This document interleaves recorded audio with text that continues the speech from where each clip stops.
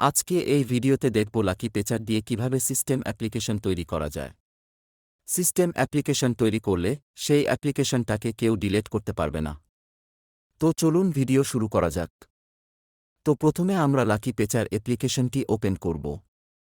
অনুসন্ধান অপশন থেকে আমাদের কাঙ্ক্ষিত অ্যাপ্লিকেশনটি খুঁজে বের করব। তারপর ঠিক আমি যেভাবে দেখাচ্ছি সেভাবে আপনিও করুন। অবশ্যই লাকি পেচারকে আগে রুট পারমিশন দিয়ে নিতে হবে। এই কাজটি সফলভাবে করার জন্য আপনার অ্যান্ড্রয়েড মোবাইলে ম্যাজিক ইনস্টল থাকতে হবে কোনো কাস্টমার রিকভারি এর মাধ্যমে। এই ফাঁকা ঘরের টিক চিহ্ন না থাকলে ঠিক চিহ্ন দিয়ে দিন, তারপরে হ্যাঁ বাটনে ক্লিক করুন।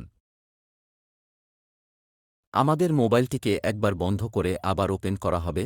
কাজটি সফলভাবে করার জন্য এখানেও হ্যাঁ বাটনে ক্লিক করে দিন। তারপর আমাদের মোবাইলটি বন্ধ হয়ে আবার ওপেন হওয়ার জন্য অপেক্ষা করব। পূর্বে আপনারা এখানে খেয়াল করেছিলেন এটা ডিলিট করে দেওয়ার অপশন দেখাচ্ছিল।